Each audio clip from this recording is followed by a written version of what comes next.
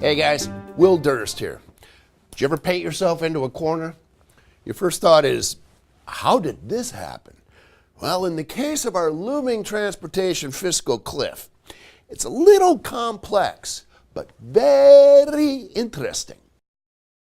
In the 50s and 60s, California built a first-class road system that was instrumental in creating the world's 7th largest economy.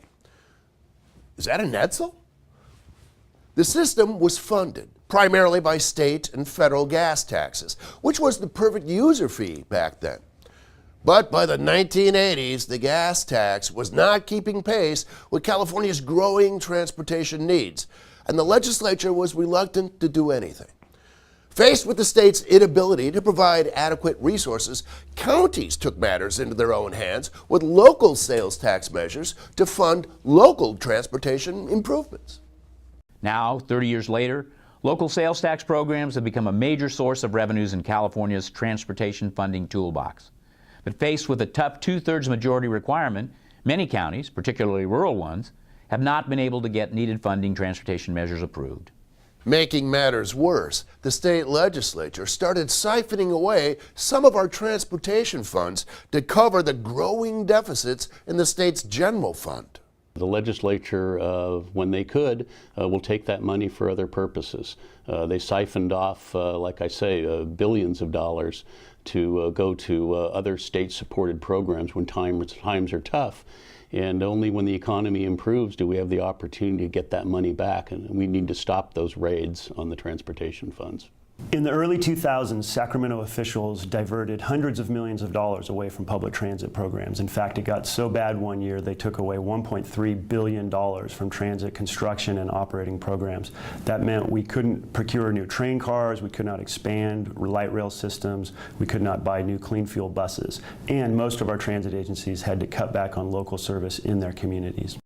Thankfully, our transportation community has responded time after time with measures to protect existing funding.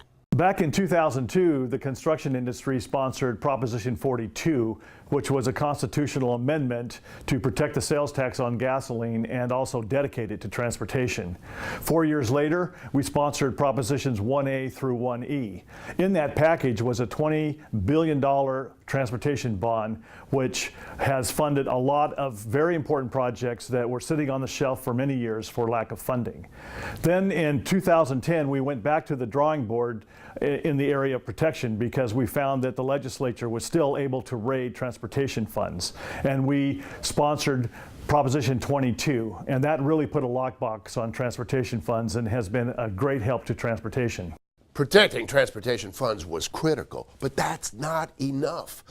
We need transportation revenues to reflect the real costs of building and maintaining our system in today's dollars. In fact, we have a shortfall that will reach $300 billion by 2021.